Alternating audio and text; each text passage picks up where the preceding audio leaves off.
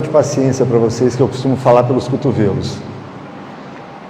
Bom, nosso tema de hoje não tem ouro nem prata, mas para começar eu vou buscar uma outra passagem do Evangelho, mais especificamente a primeira carta de Paulo aos Coríntios, onde ele nos deixa com bastante segurança o seguinte texto: ainda que eu entregasse meu corpo para ser queimado ou toda a minha fortuna para os pobres, se não tivesse caridade, nada disso me aproveitaria. A caridade é sofredora, é benigna. A caridade não é invejosa. A caridade não trata com leviandade, não ensoberbece, não se porta com indecência, não busca os seus interesses, não se irrita, não suspeita mal, não folga com a injustiça, mas sim com a verdade. Posteriormente, quando Kardec trabalha na codificação da doutrina espírita, ele dirige uma pergunta que foi enumerada pelo número de 893, a espiritualidade, que dizia o seguinte: qual a mais meritória de todas as virtudes? Ao que obteve como resposta o seguinte: todas as virtudes têm seu mérito, porque todas são indícios de progresso no caminho do bem. A virtude sempre que há resistência voluntária ao arrastamento das más tendências. Mas a sublimidade da virtude consiste no sacrifício do interesse pessoal para o bem do próximo, sem segundas intenções. A mais meritória é aquela que se baseia na caridade mais desinteressada. Bom, fica claro que o foco das duas situações é exclusivamente a caridade, porque a caridade é a materialização do amor proposto pelo Cristo, quando ele nos deixou claro que o maior de todos os mandamentos é amar a Deus sobre todas as coisas, e o segundo que se assemelharia a esse, amar ao nosso próximo como a nós mesmos. Depois ele fecharia a frase dizendo: nesses dois mandamentos encontram-se todas as leis e os profetas, deixando-nos claro que nós fazemos aqui na Terra um curso intensivo de amor ao próximo. E a prática do amor ao próximo, que é a fraternidade, materializa-se através das nossas atitudes de caridade. Pois bem, mas nós estamos acostumados a ver a caridade pelo ponto de vista mais simplório que nós temos, aquela que é praticada quando alguém bate à nossa porta ou bate na janela do carro pedindo por alguma coisa. Só que, geralmente, quando alguém busca algum tipo de recurso que nós possamos oferecer, quer seja um valor financeiro através de moedas ou qualquer outra quantidade, quer seja uma peça de roupa, um agasalho, ou um prato de comida, um copo d'água, quaisquer outras coisas que sejam, nós estamos falando de coisas materiais. E existe alguns níveis de participação que nós podemos oferecer através da caridade, que nós poderíamos distinguir de uma forma bem simples. Primeiro caso, e eu digo que uma das menos significativas, é aquela que nós oferecemos com o intuito de nos livrarmos do incômodo de ter alguém nos abordando. Quando alguém bate na porta do carro e o sinal já está prestes a abrir, e nós tentamos dar alguma coisa para ele sair rápido, porque nós temos que arrancar com o carro. Ou quando sentimos que está interrompendo alguma atividade, ou quando nós estamos passando pela rua, e queremos simplesmente desfazer do incômodo da abordagem. Uma outra condição que muito se assemelha a essa, é a caridade que está vinculada a qualquer tipo de propaganda. Ou seja, eu me lembro uma vez que em programas de rádio que se tinha aqui na cidade, o radialista buscava mobilizar esforços de alguém que pudesse fazer doação por conta de uma família ou de alguém que passasse por uma situação de extrema penúria. E nessa circunstância, à medida que as pessoas iam doando, ele anunciava quem houvera doado, mesmo que não falasse a quantia. E era natural que alguns ligassem para doar, visando não, vamos dizer, ficar para trás da concorrência diante daquela publicidade. Esse tipo de caridade também tinha como intuito apenas uma divulgação, Se nós voltarmos na questão do que Kardec obteve de resposta do Livro dos Espíritos, estava lá dizendo: sacrifício dos interesses pessoais para o bem do próximo, sem segundas intenções. Pega um copo d'água para mim. A partir do momento que teve-se uma intenção de livrar-se de quem estava abordando, ou, nesse caso, de fazer qualquer tipo de divulgação, o intuito da caridade foi mascarado. André Luiz, numa de suas obras, fala que a remuneração por esse tipo de contribuição, porque independente do intuito da pessoa, contribuiu para o bem-estar de alguém, mas a remuneração por essa ação foi obtida através da publicidade, ou poderíamos dizer que foi obtida através do incômodo que se foi desfeito. Mas, para aquela pessoa que doou, pouco sobra de mérito na sua ação. Agora, existirão as contribuições que vão ser feitas sem essas condições.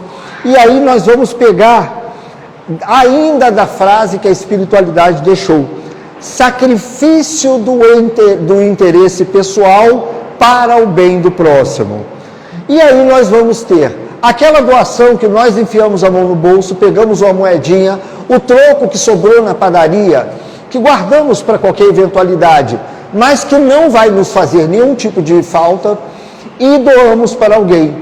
Ou seja, estamos dando alguma coisa que não vai nos causar nenhum tipo de incômodo, ou, ainda que pudesse ter uma utilidade, não vai subtrair algo que signifique para a nossa vida. Então, vamos dizer assim, nós não desfizemos do nosso interesse pessoal, mas ainda carrega o mérito de ter contribuído de alguma forma para o bem-estar de alguém. Agora, existe uma circunstância que quando alguém nos pede, nós pegamos algo que vai fazer falta. Quando alguém nos pede 1 quilo de determinado mantimento, e ao invés de pegar aquele fubá que está lá encalhado, quase dando bicho, nós pegamos algo que vai subtrair ou alterar o conteúdo de nossa mesa até o final do mês.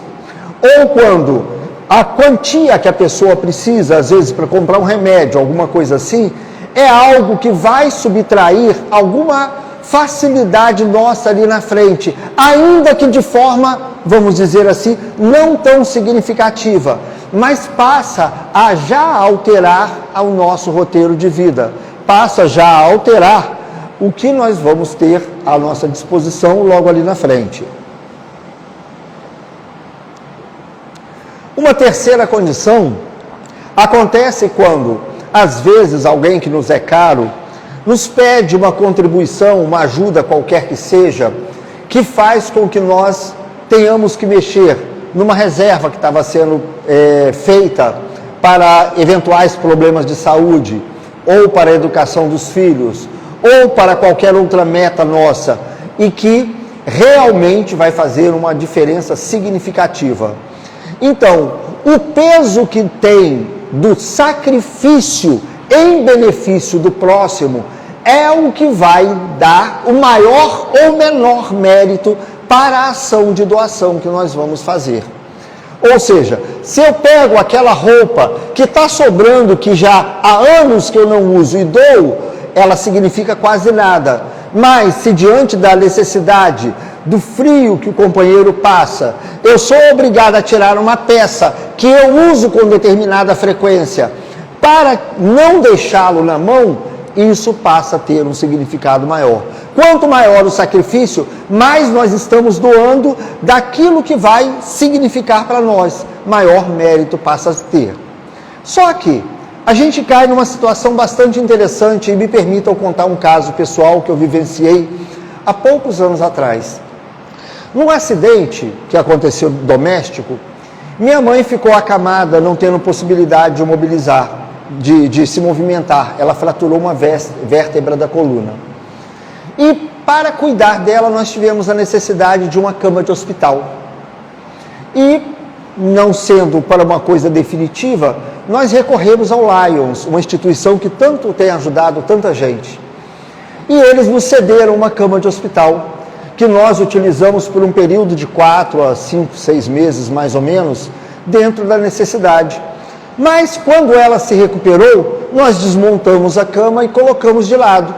Tinha a necessidade de devolver, porque essa cama poderia servir a outra pessoa.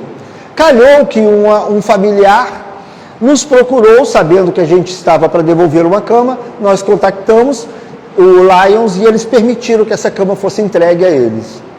Pois bem, quem estava fazendo a caridade quando nós repassamos essa cama? Quem estava fazendo a caridade era o Lions, que estava dispondo de um patrimônio deles, nos atendeu e na sequência foi atender a outra pessoa necessitada. O que nós fizemos foi apenas repassar um recurso que estava à nossa disposição, mas que agora poderia atender a outra pessoa. O mérito da caridade estava em quem é o proprietário da cama e que dispõe dela para isso. Pois bem, agora paremos para pensar. Quando nós repassamos a cama, nós não fizemos mais do que obrigação. Posteriormente, nós voltamos a necessitar de uma cama. E mais uma vez o Lions nos atendeu e essa cama está em uso até hoje. Graças a Deus, ele pôde nos oferecer. Agora imagine qual seria o egoísmo que as pessoas veriam em nossa parte se eu falasse, não, eu posso precisar dessa cama de novo e guardar ela comigo, porque depois pode ser que eu precise. E quanto ao outro que precisou e poderia ser atendido? Pois bem, a cama não nos pertence e não tenho o direito de vender, fazer nada com ela depois que eu desocupar. Agora paremos para pensar nas posses materiais que nós dispomos. Quando nós desencarnamos, o que nós levamos daqui?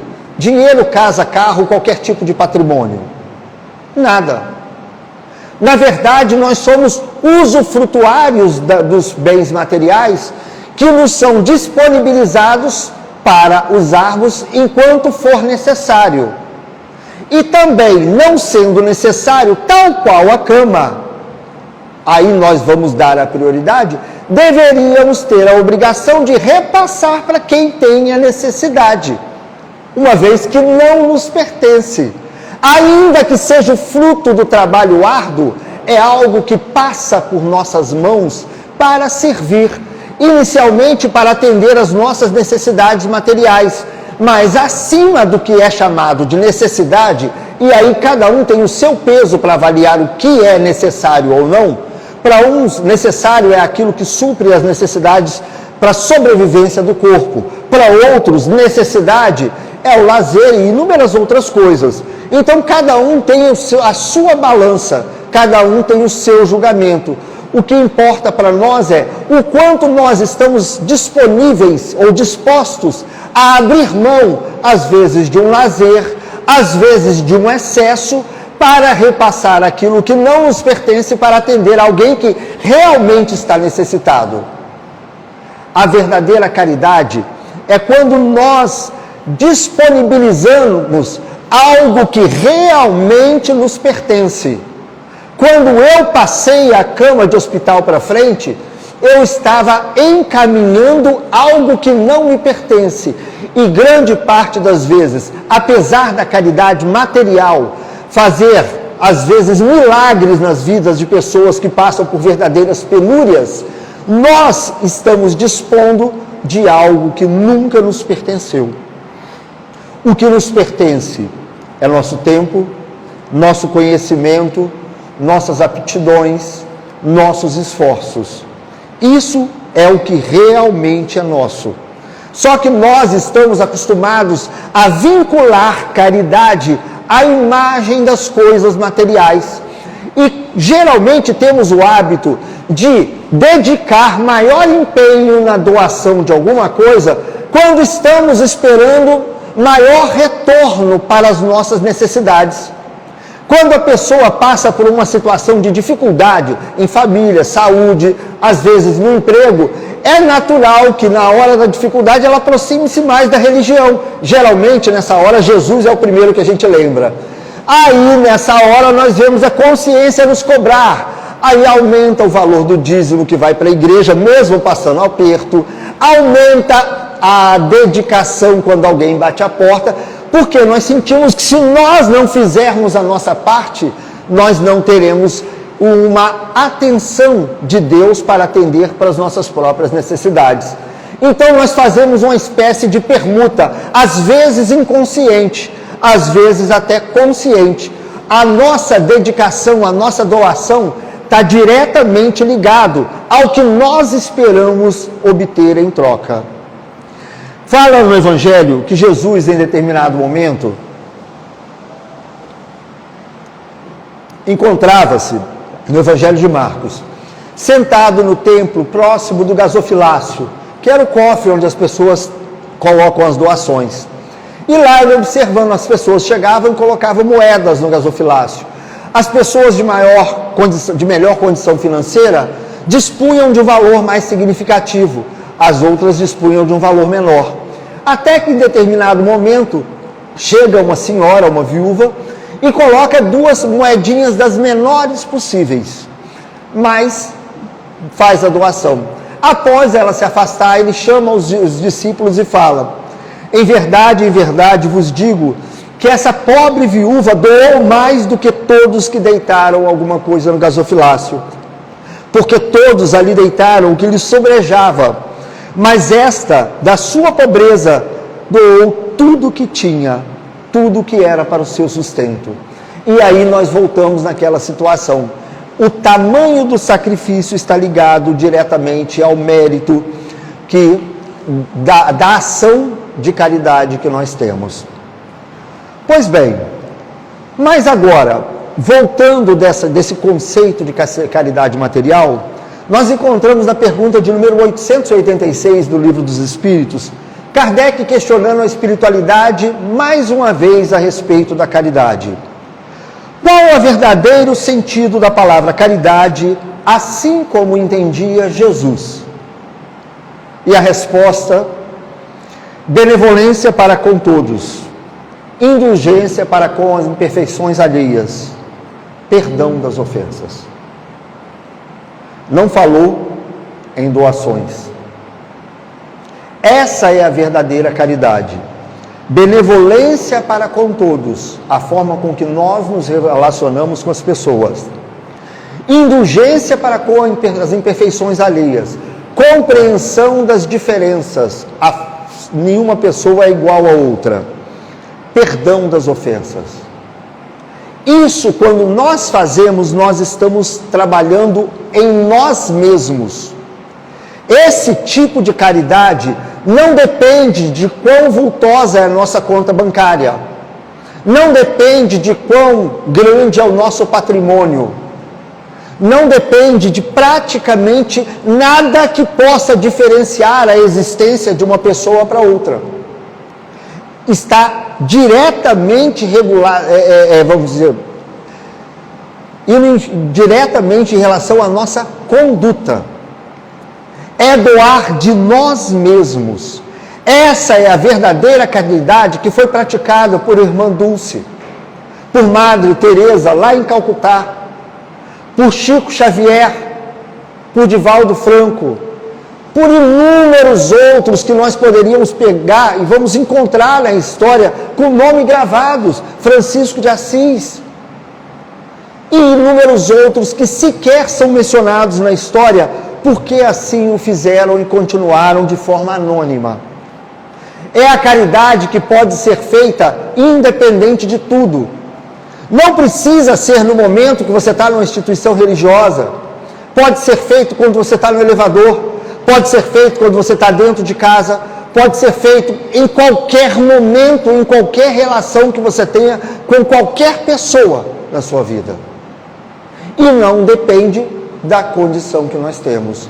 Ou seja, é aprender a regular os nossos passos, regular as nossas palavras e aprender a transmitir docilidade.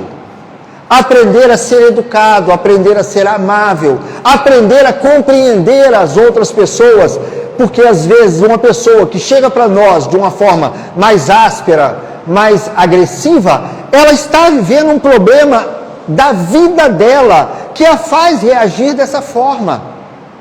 E às vezes nós não temos a profundidade da compreensão para ir além daquilo que transparece quando nós temos o primeiro contato. Pois bem, e é nessa hora que nós vamos agora para a parábola que dá nome ao nosso estudo de hoje. Os apóstolos Pedro e João subiram até o templo a fim de fazer as suas orações.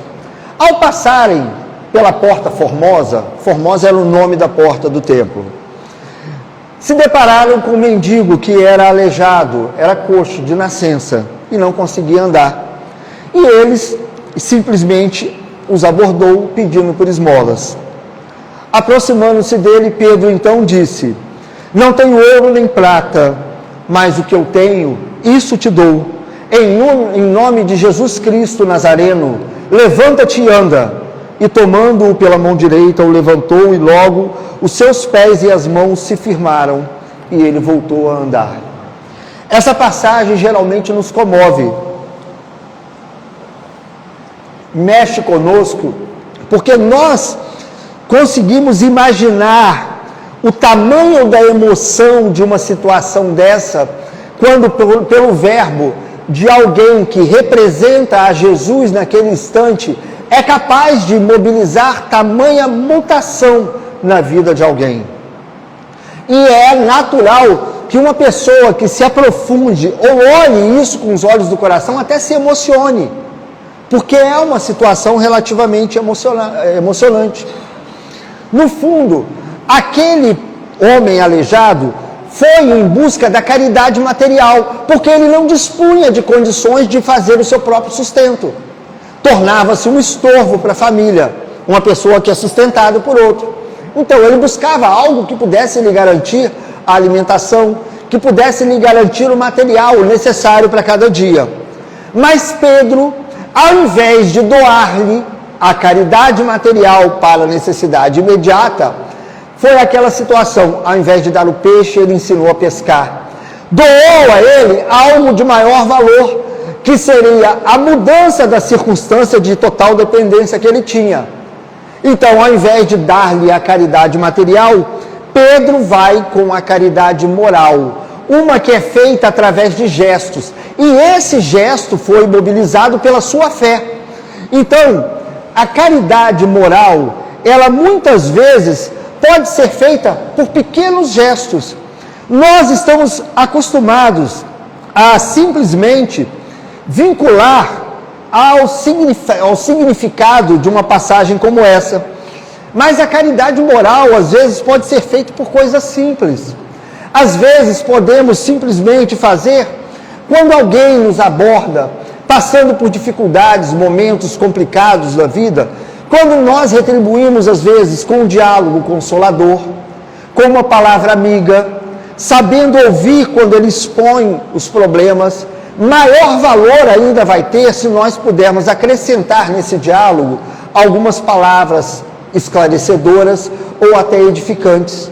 Se pudermos conduzi-lo dentro da compreensão do Evangelho, que é uma compreensão muito mais profunda da vida, nós estaremos induzindo ele a buscar caminhos mais sólidos em relação à forma com que ele vai lidar com a própria vida.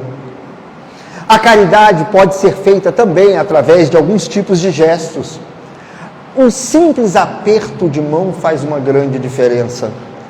Quando uma pessoa passa por determinadas dificuldades, sentir confiança e a forma com que nós apertamos a mão faz diferença.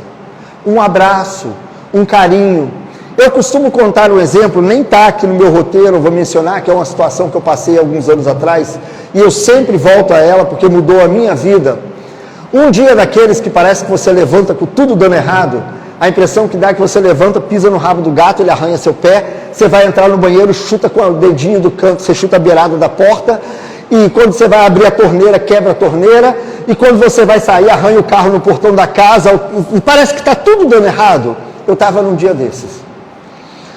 Parecia que meu dia estava pelo avesso. 9 horas da manhã eu estava nervoso, no último dos furos.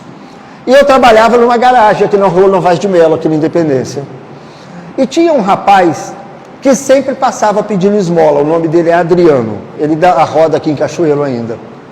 E ele andava com a latinha de Coca-Cola que ele botava as moedinhas dentro, ele tem uma dificuldadezinha na capacidade mental, então ele chegava e falava assim, me dá uma moedinha, e chacoalhava aquilo igual o chacoalho. Você conhece ele?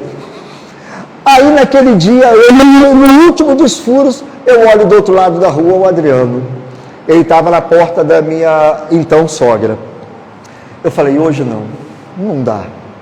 Hoje não dá para eu lidar com isso. Então eu corri para fechar a porta da garagem para ele não me ver.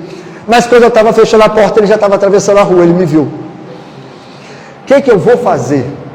Quando ele chegou perto de mim, eu me antecipei. Falei, Adriano, hoje não, me desculpa, não estou legal. Deixa eu te ajudar outro dia. Ele virou para mim e falou, eu posso te dar um abraço? Como que eu falo não? Qualquer pessoa que me conheça que me desculpa, foi o melhor abraço que eu ganhei na minha vida. Mudou meu dia. Não mudou meu dia, não, mudou minha vida naquele dia. Todo o peso que estava desapareceu no estalar de dedos, desapareceu. Mudou meu dia totalmente. E mudou tanto que até hoje eu conto essa história. Então, ele foi em busca da caridade material. Eu neguei, ele me deu caridade moral. Eu não pedi, mas ele me atendeu. Então observa o quanto se inverte os papéis quando nós chegamos no verdadeiro sentido da caridade. Eu estava na condição de doador, mas na verdade eu era quem precisava receber e ele me atendeu. Eu nunca vou esquecer esse gesto. Tem alguns meses que eu não vejo o Adriano, mas eu gostaria de dar um abraço nele. Às vezes a caridade pode ser feita através de recursos, ou vamos dizer assim, de dons mediúnicos. Muitas vezes a pessoa dispõe de recursos da mediunidade, que todos têm um tanto, mas que permite que ampare em reuniões mediúnicas companheiros que dependem de esclarecimento, ainda que não disponha de recursos mediúnicos, mas tenha condições de dialogar para esclarecer aqueles companheiros que são encaminhados para atendimento nas reuniões mediúnicas. Muitas vezes, esses recursos vão ser oferecidos disfarçadamente no dia a dia, às vezes com a compreensão ou a visão um pouco além das circunstâncias que alguém vive, permitindo oferecer um esclarecimento, um entendimento ou um amparo, vamos dizer assim, um pouco mais profundo. A caridade pode ser feita, vamos dizer assim, também de forma mental, através do pensamento. Quantas vezes aqui na casa, eu já vi no grupo, gente, vamos nos reunir para mentalizar ou para orar para a paz do mundo, ou para as pessoas que sofreram ali em Petrópolis. Nesse momento, nós estamos emanando energias, emanando fluidos que são significativos para quem está passando por esse tipo de condição. Quando nós oramos para alguém a quem queremos bem, por mais que a pessoa não perceba, o fluido é como uma arma que tem o endereço certo. Ele chega e ele causa diferença, ainda que a pessoa não perceba nem sempre o quanto é. Então nós temos condições de ajudar até não estando perto de alguém. Existem muitas formas de se praticar a verdadeira caridade. A caridade que está envolvida exatamente com aquilo que depende exclusivamente do que nos pertence, do nosso tempo, do nosso pensamento, da nossa vontade. Emmanuel, no livro Vinha de Luz, tem um trecho de um texto dele que diz o seguinte: a voz compassiva e fraternal que ilumina o espírito é irmã das mãos que alimentam o corpo. Assistência, medicação e ensinamento constituem modalidades santas da caridade generosa que executam os programas do bem. São vestiduras diferentes de uma virtude única, conjugam-se e completam-se num todo nobre e digno. Quando nós voltamos para a parábola do óbolo da viúva, ou melhor, não do óbolo da viúva, do coxo que pede ajuda e que Pedro lhe oferece, então, a recuperação do movimento, nós focamos exclusivamente na situação do milagre. E isso realmente é o que mais comove dentro da parábola. Só que inúmeras outras passagens do Evangelho também vão nos remeter a isso. Por exemplo, em Mateus nós encontramos uma que Jesus fala o seguinte: curem os enfermos, ressuscitem os mortos, purifiquem os leprosos, expulsem demônios, vocês recebem de graça, deem também de graça. Então nós nos transferimos com facilidade para a condição de Pedro, não nos achamos aptos a fazer uma pessoa aleijada voltar a andar e às vezes nos inibimos, porque nós queríamos fazer o que Pedro faz. Nós queríamos, vamos dizer assim, fazer com excelência. Tem um grande amigo meu que uma vez me falou uma frase que eu nunca esqueci. Dizia o seguinte: o ótimo é inimigo do bom. Mais recentemente eu encontrei uma outra frase que assemelha-se a essa e que diz o seguinte: feito é melhor do que perfeito. A gente espera fazer bom demais, a gente quer fazer milagre, nós queremos fazer algo que realmente mude significativamente a vida de alguém e no final acabamos não fazendo porcaria nenhuma. Não conseguimos fazer algo fenomenal que chame a atenção, acabamos simplesmente não fazendo nada. Quando, às vezes, ficamos insatisfeitos de não dispormos desses dons que Deus disponibilizou, por exemplo, na mão de Pedro, que Deus disponibilizou na mão de grandes nomes que operaram milagres e até hoje são chamados de santos. Mas, por que nós não fazemos com os dons que nós já temos? Às vezes uma pessoa tem o dom de ser amável, de saber escutar, de ter a capacidade de se colocar no lugar do outro, se comover com a dor alheia, e saber escutar é um dom. A pessoa que tem facilidade em lidar com números, com matemática, ajudar alguém que tem dificuldades em resolver determinadas operações, ou ensinar determinada matéria para alguém que está em fase de aprendizado, nós estamos doando um dom que nós temos.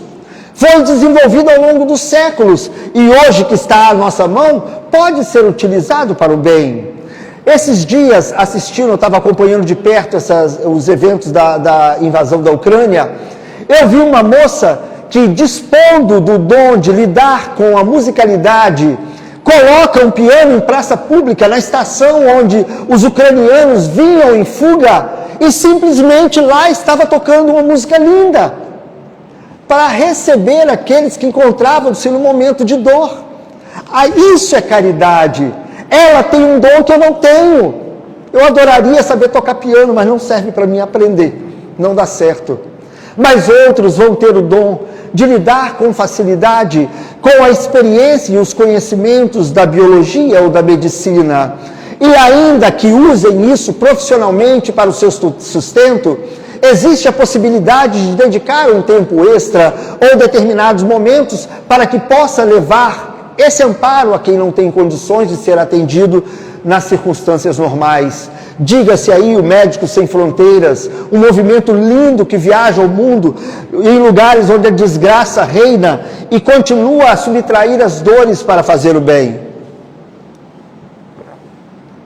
Inclua-se Fraternidades Sem Fronteiras, aqueles que talvez não tenham esses dons de conhecimentos específicos, mas que mobilizam seus esforços para levar o amparo àqueles que sofrem.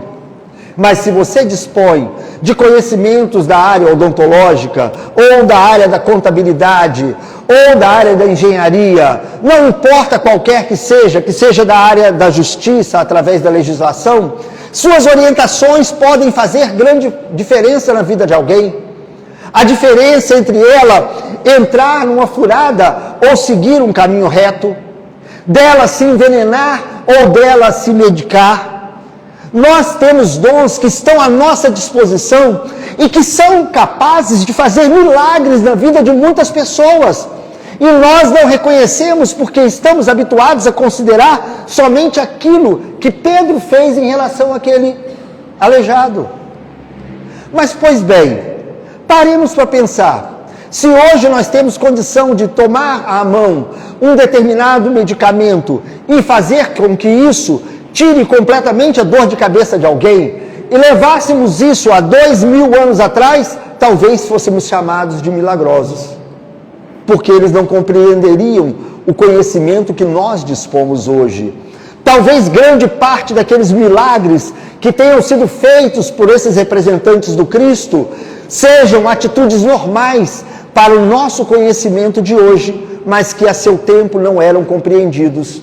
Assim, quando o bandeirante colocou fogo num prato de cachaça, os índios gritavam, Anhanguera, porque ele parecia estar colocando fogo na água, o que para eles era um milagre.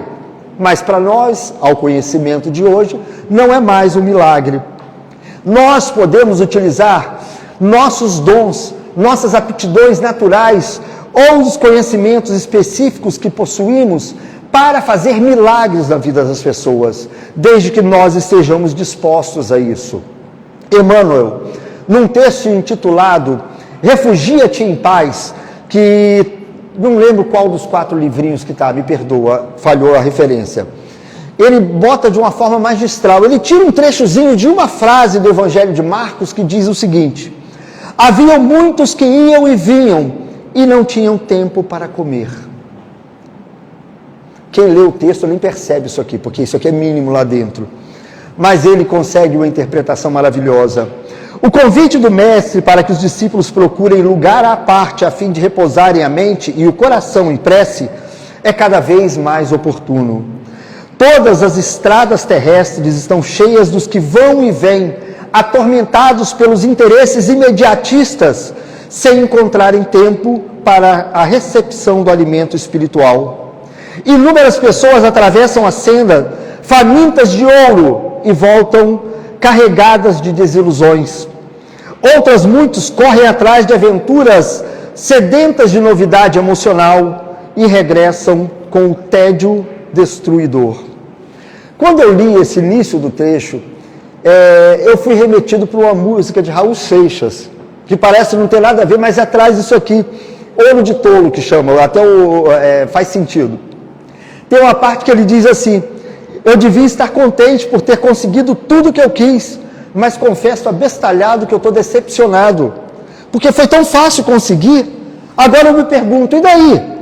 Eu tenho uma porção de coisas grandes para conquistar, eu não posso ficar aqui parado.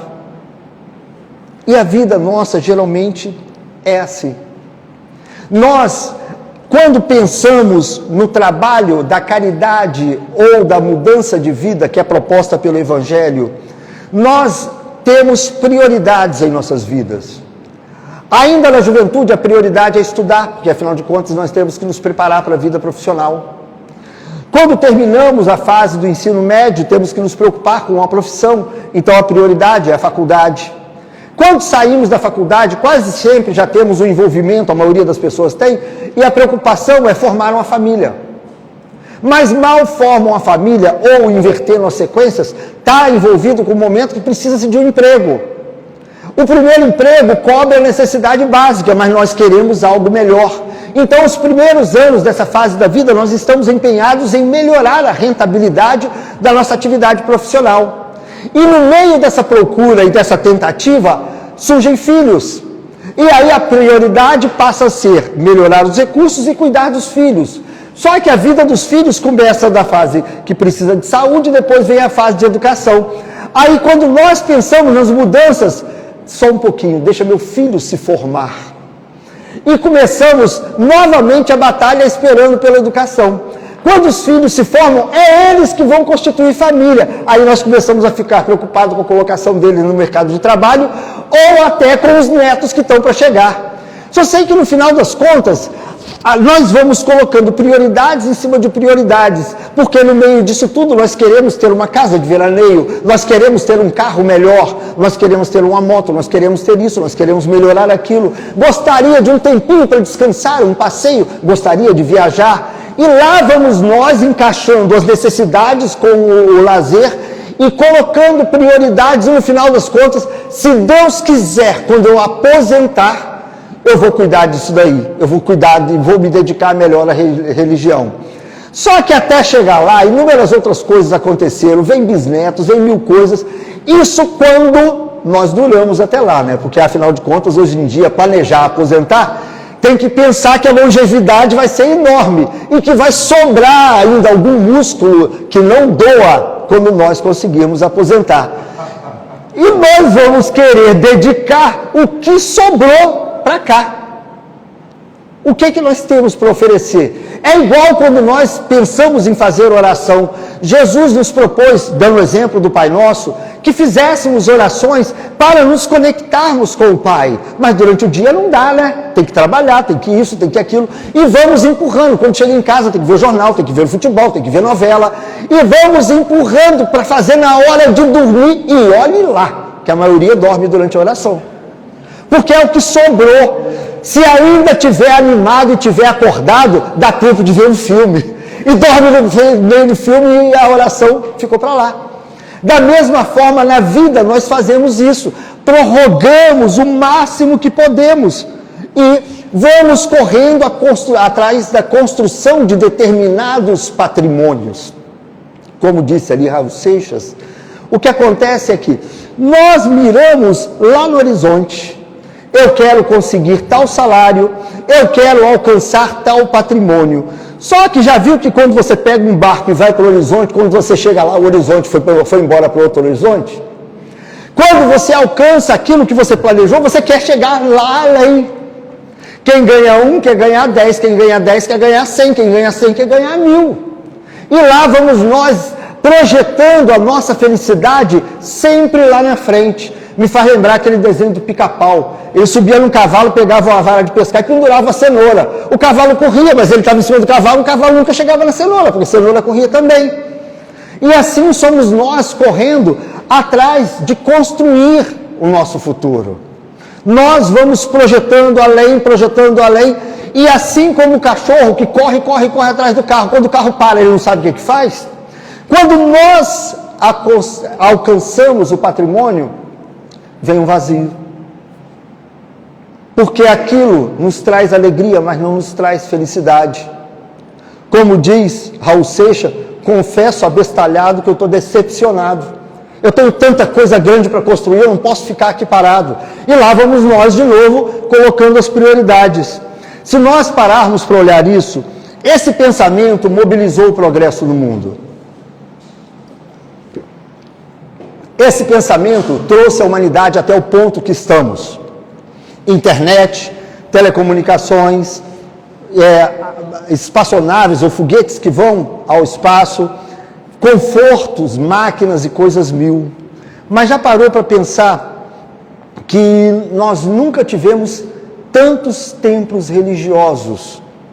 Em cada esquina tem um, espalhados pelo mundo afora, para as pessoas se conectarem ou praticarem as suas manifestações religiosas. Mas também nós nunca tivemos tamanho volume de pessoas, vamos dizer assim, desencantadas com a vida. Ou pare para pensar, nós aprimoramos continuamente nossa legislação. A legislação trabalhista cada vez preza mais pela saúde e pelo bem-estar do trabalhador. Cada vez diminui o tamanho de esforços, o tamanho de obrigações e aumenta os direitos. É natural querer o bem-estar do próximo, mas ainda assim, nós nunca vivemos uma época que tivéssemos tantas preocupações angustiosas. Esses direitos não trouxeram o conforto e a felicidade. As máquinas que nós construímos conseguiram limitar os esforços físicos. Quase não se anda, quase não se sobe mais escadas, quase não se carrega mais peso. Máquinas que são capazes de fazer cada coisa que a gente não conseguia nem imaginar. Mas as nossas aflições continuam nos conduzindo a guerras tecnológicas, como a que nós estamos assistindo pela televisão, repletas de recursos científicos até os dias de hoje. Nós desenvolvemos as nossas técnicas de produção a patamares que nós nunca conseguimos imaginar. Cada vez mais produzimos mais por hectare. Todo ano nós vemos as propagandas do próprio governo brasileiro mostrando que nós batemos recordes de produção. Nunca se produziu tantas fibras têxteis como se produz hoje. Nunca se produziu tanto grão quanto se produz nos dias de hoje, mas nunca se viu tanta gente passando fome e passando frio como nós vemos nos dias de hoje. Nós criamos soluções, mas não solucionamos os problemas. Nós desenvolvemos inúmeras teorias sociais, filosofias mil, que vão nos deixar repletos de pensamentos novos, liberdade de pensamento. Conseguimos criar ideais a respeito de solidariedade, mas nunca vivemos um período com tanta discórdia. Até o próprio Evangelho é motivo de discórdia. Se nós pegássemos sobre aquele corre-corre que nós vimos acontecer no tempo de Jesus, que não se tinha tempo nem para comer, e que parece que a gente nem vê nos dias de hoje, mas nós podemos transportar isso para dentro de nós. Se nós voltarmos desde a nossa adolescência, em nossa cabeça nós temos um fluxo constante de pensamentos, ideias novas, sonhos, coisas que nós planejamos e queremos realizar. Sonhos esses que fazem um fluxo da cabeça para o coração, do coração para a cabeça, do coração para a cabeça, da cabeça para o coração, continuamente, se imitando aquele vai e vem das ruas, relatado pelos apóstolos. E não sobra tempo nem para o Evangelho, não sobra tempo nem para as orações, porque são esses fluxos de pensamentos que nos conduzem por esses planos que vão priorizando as coisas materiais por décadas de nossas vidas. Simplesmente nós ficamos estagnados. E aí nós ficamos e passamos período desorientado através de ideais falsos, confusos entre uma mocidade leviana ou uma velhice completamente desiludida. Entre a saúde, que nós menosprezamos ainda na fase jovem, e a moléstia quase inútil, que vai nos visitar mais adiante. Entre a encarnação perdida e a desencarnação no desespero. Porque o tempo passou e nada foi feito. Então nos diz Emmanuel: meu amigo, se adotastes efetivamente o aprendizado com o Divino Mestre, retira-te a um lugar à parte e cultiva os interesses de tua alma. É a proposta que o Cristo nos faz há tanto tempo. Dá vontade de sentar naquele jardim bonito, tipo aquelas paisagens que a gente vê em nosso lar, na beira de um lago, de preferência mais fresco do que em cachoeiro, para não precisar de ar-condicionado, e pensar, viajar um pouco dentro desses sonhos que o Evangelho nos transporta. Mas talvez a gente não encontre um lugar assim. Talvez não encontre nenhum lugar que tenha paz. Mas a realidade é que se nós quisermos a paz que sempre sonhamos, nós precisamos aprender a penetrar no santuário de dentro de nós mesmos.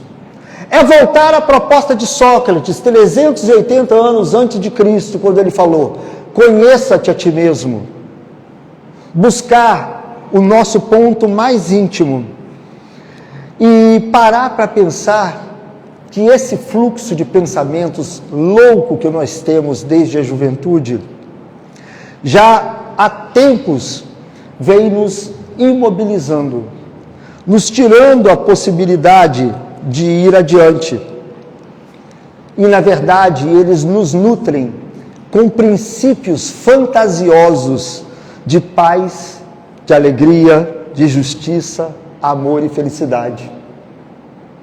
Tal qual a pirita, chamado ouro de tolo, voltando a Raul Seixas, que encanta os olhos e nós corremos atrás achando que tem valor.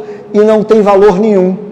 Também nós valorizamos os ideais desses pensamentos mirabolantes que nos acompanham, dos ideais que criamos, e tentamos ali encontrar o amor, a felicidade, a justiça, para depois descobrir que embarcamos num barco furado.